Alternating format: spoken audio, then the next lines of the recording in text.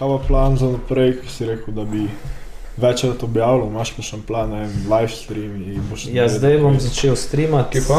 Na pač ta bivši Pici Impero kanal sem hotel prvo To prodati. sem videl, jaz sem ni hotel reči, da si lahko šaravtaš, če kdo gleda, kaj bi kupil, a kaj je bilo, kaj si Ja, odločil? sam ne bom pol sem se premislil, bila je neka ponudba za 3,5 jurje, pa sem rekel, to enega dela, pa tudi Težave. že enega ne bi Res? prodal za ta denar.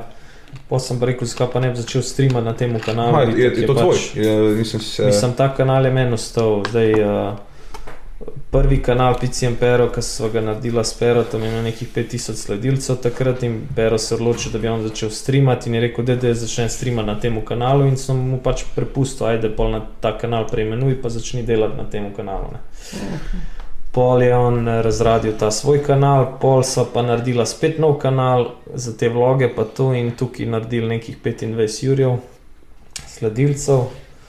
Pol, ko sem se pa jaz odločil, da bi ga prodal, pol sem celo slišal, da je rekel na streamu, da pol denarja od prodanega kanala, da bo on dal dobrodelne namene in sem se itak sam nasmejal, ker pač vem, da on ve, da tega denarja ne bo videl, ker konec koncev mu ta kanal ne pripada, prvi kanal je sebe vzel, tega sem jaz sebe vzel.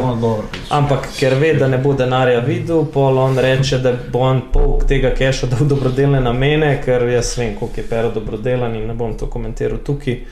Tako da vem, da je s tem razlogom to rekel, zato da jaz izpadam bad guy, nisi dal pol keša Perotu, on bi to dal dobrodelne namene, bi dal tako.